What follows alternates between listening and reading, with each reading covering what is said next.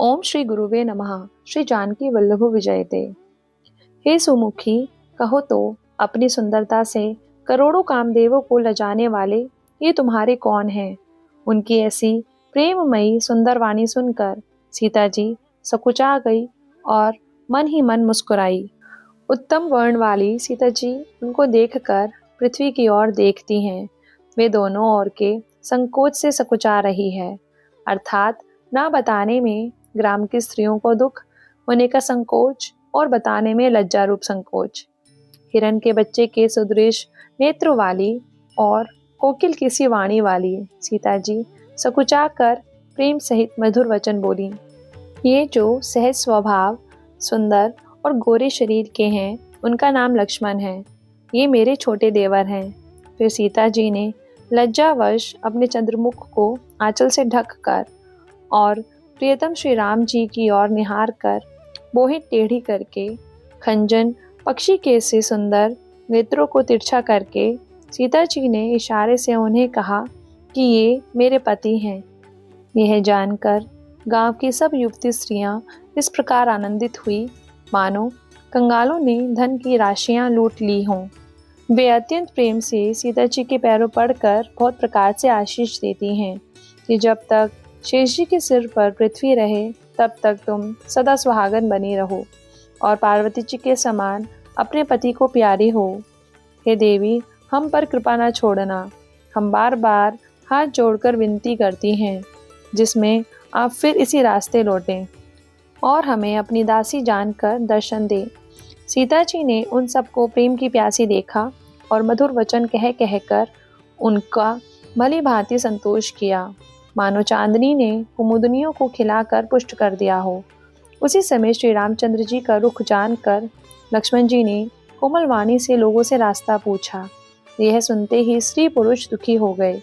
उनके शरीर पुलकित हो गए और नेत्रों में जल भर आया। उनका आनंद मिट गया और मन ऐसा उदास हो गया मानो विधाता दी हुई संपत्ति छीन लेता हो।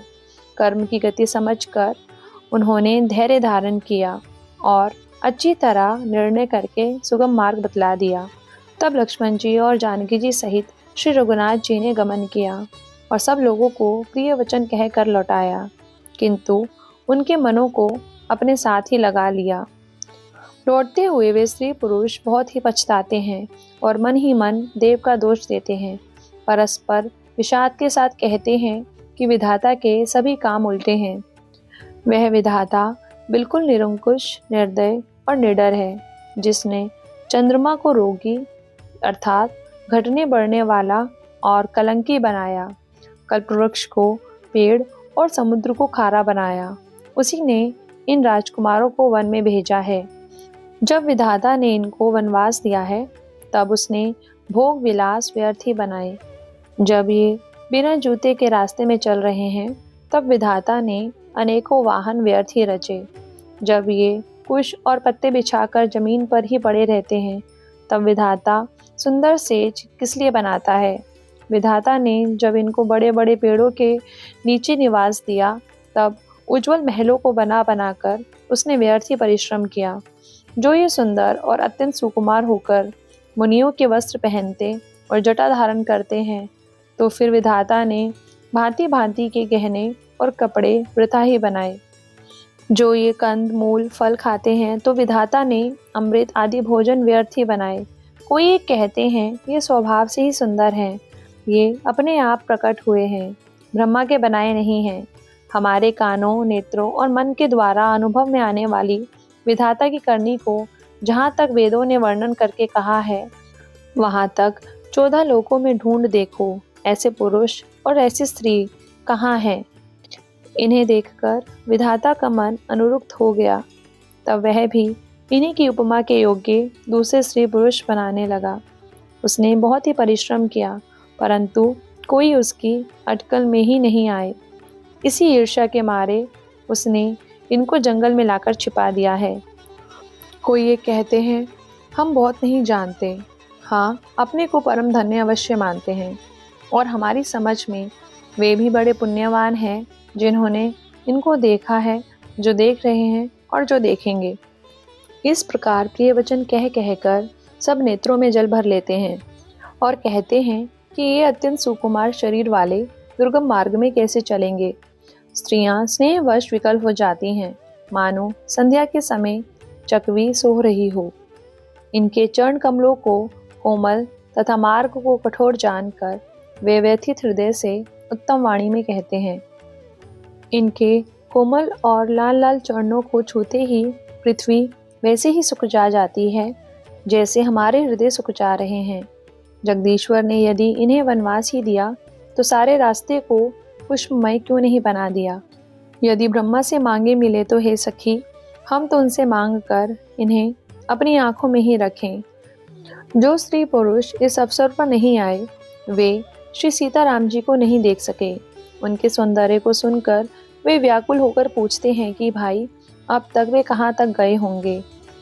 जो समर्थ हैं वे दौड़ते हुए जाकर उनके दर्शन कर लेते हैं और जन्म का परम फल पाकर विशेष आनंदित होकर लौटते हैं। अबला स्त्रियां, बच्चे और बूढ़े हाथ मलते और पछताते हैं।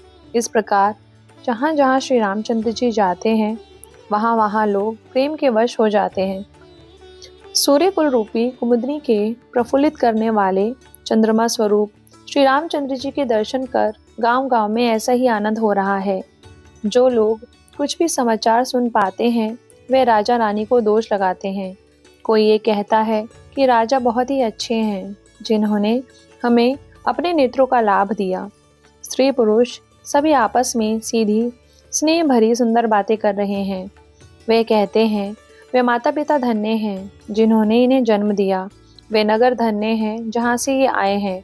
वह देश, पर्वत, वन और गांव धन्य हैं और वही स्थान धन्य हैं जहाँ जहाँ ये जाते हैं। ब्रह्मा ने उसी को रचकर सुख पाया है जिसके ये सब प्रकार से स्नेही हैं। पथिक रूप श्री राम लक्ष्मण जी की सुंदर कथा सारे रास्ते और जंगल में छा गई है। रघुकुल रूपी कमल के खिलाने वाले सूर्य श्री रामचंद्र जी इस प्रकार मार्ग के लोगों को सुख देते हुए सीता जी और लक्ष्मण जी सहित वन को देखते हुए चले जा रहे हैं। आगे श्री राम जी हैं और पीछे लक्ष्मण जी सुशोभित हैं। तपस्वियों के वेश बनाए दोनों बड़ी ही शोभा पा रहे हैं। दोनों के बीच में सीता जी कैसे सुशोभित हो रही हैं जैसे ब्रह्म और जीव के बीच में माया। फिर जैसी छवि मेरे मन में बस रही है उसको कहता हूँ, मानो वसंत ऋतु और कामदेव के बीच में रति शोभित हो। फिर अपने हृदय में खोज कर उपमा कहता हूँ कि मानो बुध और चंद्रमा के बीच में रोहिणी सोह रही हो। प्रभु श्री रामचंद्र जी के चरण चिन्हों के बीच बीच में पैर रखती हुई सीता जी कहीं भगवान के चरण चिन्हों पर पैर न टिक जाएं, इस बात से डरती हुई मार्ग में चल रही हैं। और लक्ष्मण जी मर्यादा की रक्षा के लिए सीता जी और श्री रामचंद्र जी दोनों के चरण चिन्हों को बचाते हुए उन्हें दाहिने रखकर रास्ता चल रहे हैं। श्री राम जी, लक्ष्मण जी और सीता जी की सुंदर प्रीति वाणी का विषय नहीं है, अर्थात अनिर्वचनीय है, अतः वह कैसे कही जा सकती है। पक्षी और पशु भी उस छवि को देखकर मग्न हो जाते हैं। पथिक रूप श्री रामचंद्र जी ने उनके भी चित्त को चुरा लिया है। प्यारे पथिक सीता जी सहित दोनों भाइयों को जिन जिन लोगों ने देखा उन्होंने भव का आगम मार्ग बिना ही परिश्रम आनंद के साथ तय कर लिया। आज भी जिसके हृदय में स्वप्न में भी कभी लक्ष्मण, सीता, राम तीनों बटोही आ बसे तो वह भी श्री राम जी के परम धाम के उस मार्ग को पा जाएगा जिस मार्ग को कभी कोई बिरले ही मुनि पाते हैं। तब श्री रामचंद्र जी सीता जी को थकी हुई जानकर और समीप ही एक बड़ का वृक्ष और ठंडा पानी देखकर उस दिन वहीं ठहर गए। कंद मूल फल खाकर प्रातःकाल स्नान करके श्री रघुनाथ जी आगे चले। सुंदर वन, तालाब और पर्वत देखते हुए प्रभु श्री रामचंद्र जी वाल्मीकि जी के आश्रम में आए। श्री रामचंद्र जी ने देखा कि मुनि का निवास स्थान बहुत सुंदर है, जहाँ सुंदर पर्वत, वन और पवित्र जल है। सरोवरों में कमल और वनों में वृक्ष फूल रहे हैं और मकरंद रस में मस्त हुए भौरे सुंदर गुंजार कर रहे हैं। बहुत से पक्षी और पशु कोलाहल कर रहे हैं और वैर से रहित होकर प्रसन्न मन से विचर रहे हैं। पवित्र और सुंदर आश्रम को देखकर कमल नयन श्री रामचंद्र जी हर्षित हुए। रघुश्रेष्ठ श्री राम जी का आगमन सुनकर मुनि वाल्मीकि जी उन्हें लेने के लिए आगे आए। श्री रामचंद्र जी ने मुनि को दंडवत किया। विप्रश्रेष्ठ मुनि ने उन्हें आशीर्वाद दिया। श्री रामचंद्र जी की छवि देखकर मुनि के नेत्र शीतल हो गए। सम्मान पूर्वक मुनि उन्हें आश्रम में ले आए। श्रेष्ठ मुनि वाल्मीकि जी ने प्राण प्रिय अतिथियों को पाकर उनके लिए मधुर कंद मूल और फल मंगवाए। श्री सीता जी, लक्ष्मण जी और रामचंद्र जी ने फलों को खाया। तब मुनि ने उनको विश्राम करने के लिए सुंदर स्थान बतला दिए। मुनि श्री राम जी के पास बैठे हैं और उनकी मंगल मूर्ति को नेत्रों से देखकर वाल्मीकि जी के मन में बड़ा भारी आनंद हो रहा है। तब श्री रघुनाथ जी कमल सदृश हाथों को जोड़कर कानों को सुख देने वाले मधुर वचन बोले। हे मुनिनाथ, आप त्रिकालदर्शी हैं।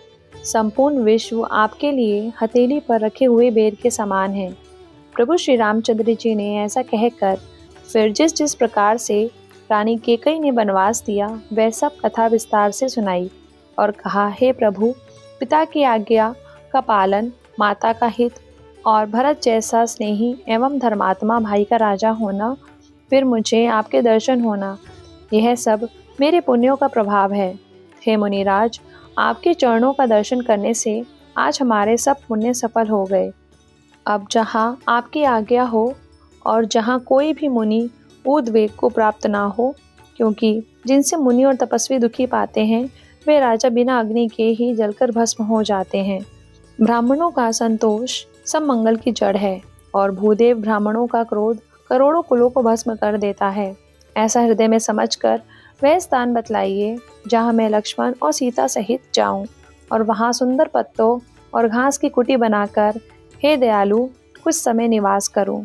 श्री राम जी की सहज ही सरल वाणी सुनकर ज्ञानी मुनि वाल्मीकि बोले, धन्य धन्य हे रघुकुल के ध्वजा स्वरूप, आप ऐसा क्यों ना कहेंगे।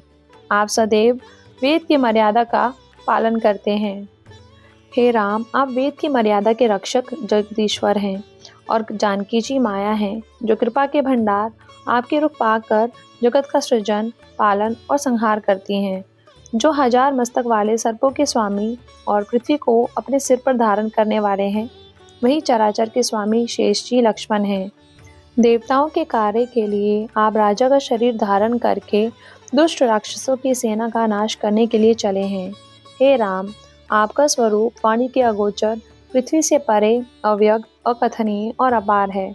वेद निरंतर उसका नीति नीति कहकर वर्णन करते हैं। हे राम, जगत सदृश्य है, आप उसके देखने वाले हैं। आप ब्रह्मा, विष्णु और शंकर को भी नचाने वाले हैं। जब वे भी आपके मर्म को नहीं जानते तब और कौन आपको जानने वाला है। वही आपको जानता है जिसे आप जना देते हैं और जानते ही वह आपका ही स्वरूप बन जाता है। हे रघुनंदन, हे भक्तों के हृदय की शीतल करने वाले चंदन, आपकी ही कृपा से भक्त आपको जान पाते हैं। आपकी देह चिदानंदमय है और सब विकारों से रहित है। इस रहस्य को अधिकारी पुरुष ही जानते हैं।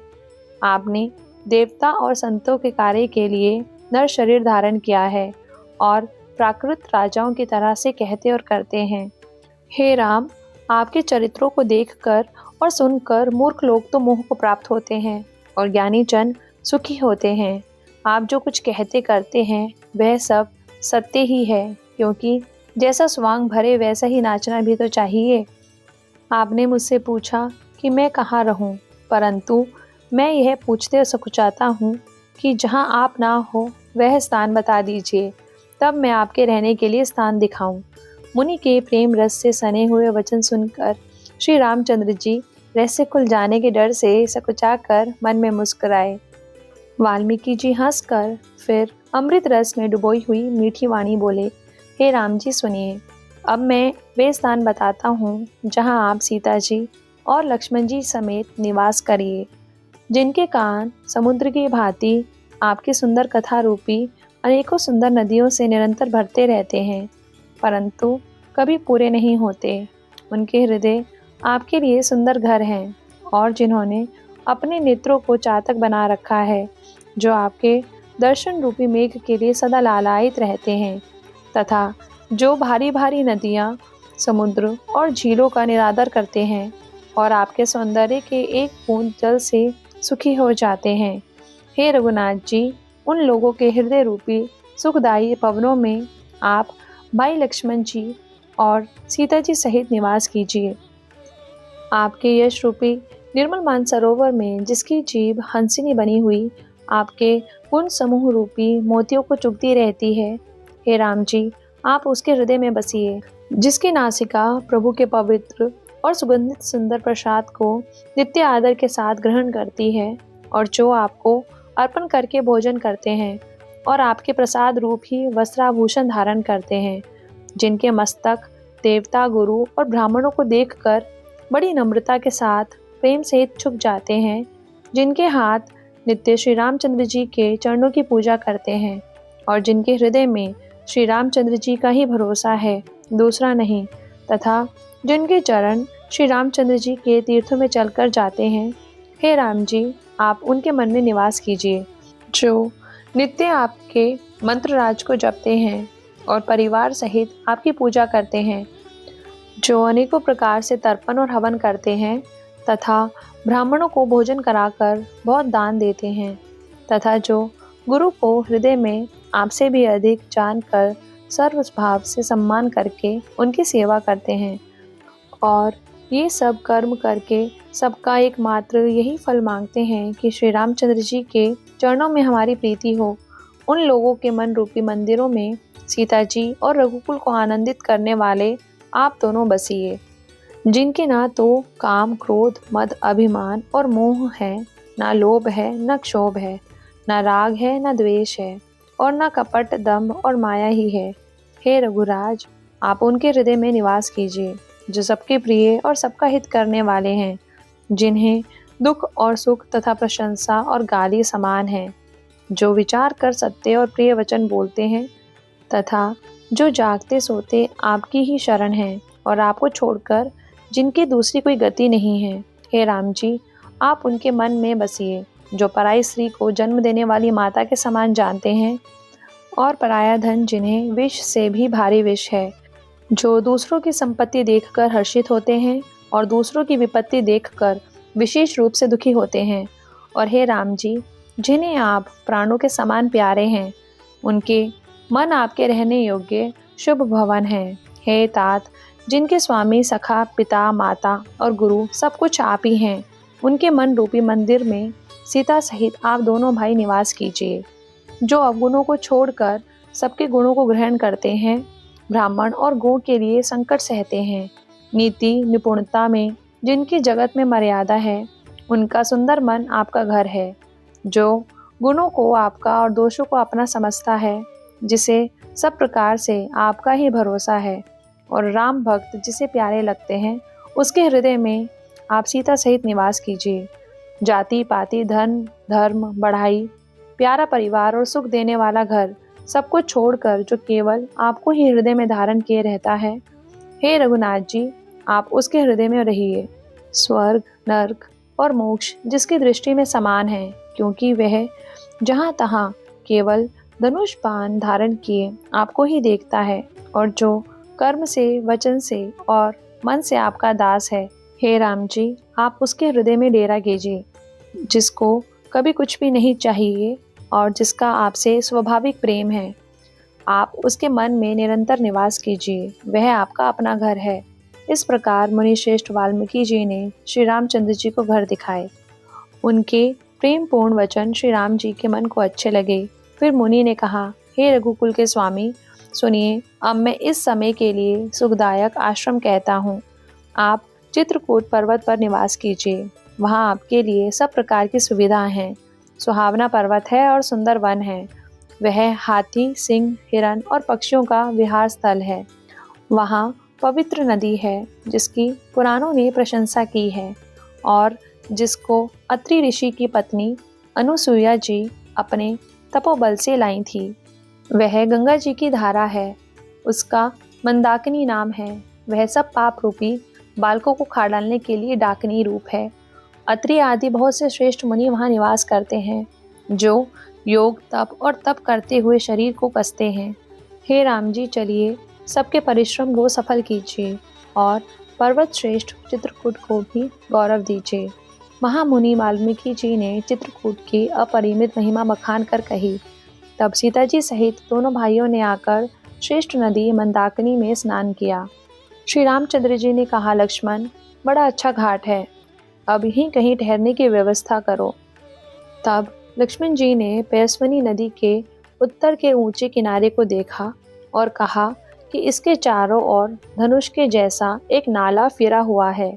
मंदाकिनी नदी उस धनुष की प्रत्यंचा है और शम, दम, दान, बाण है। कलयुग के समस्त पाप उसके अनेकों हिंसक पशु हैं। चित्रकूट ही मानो अचल शिकारी है, जिसका निशाना कभी चूकता नहीं और जो सामने से मारता है। ऐसा कहकर लक्ष्मण जी ने स्थान दिखलाया। स्थान को देखकर श्री रामचंद्र जी ने सुख पाया। जब देवताओं ने जाना कि श्री रामचंद्र जी का मन यहाँ रम गया, तब वे देवताओं के प्रधान थवई विश्वकर्मा को साथ लेकर चले। सब देवता कोल भीलों के वेश में आए और उन्होंने पत्तों और घासों के सुंदर घर बना दिए। 2 ऐसी सुंदर कुटिया बनाई जिनका वर्णन नहीं हो सकता। उनमें एक बड़ी सुंदर छोटी सी थी और दूसरी बड़ी थी। लक्ष्मण जी और जानकी जी सहित प्रभु श्री रामचंद्र जी सुंदर घास पत्तों के घर में शोभायमान है। मानो कामदेव ही मुनि का वेश धारण करके पत्नी रति और वसंत ऋतु के साथ सुशोभित हो। मास पारायण 17वां विश्राम।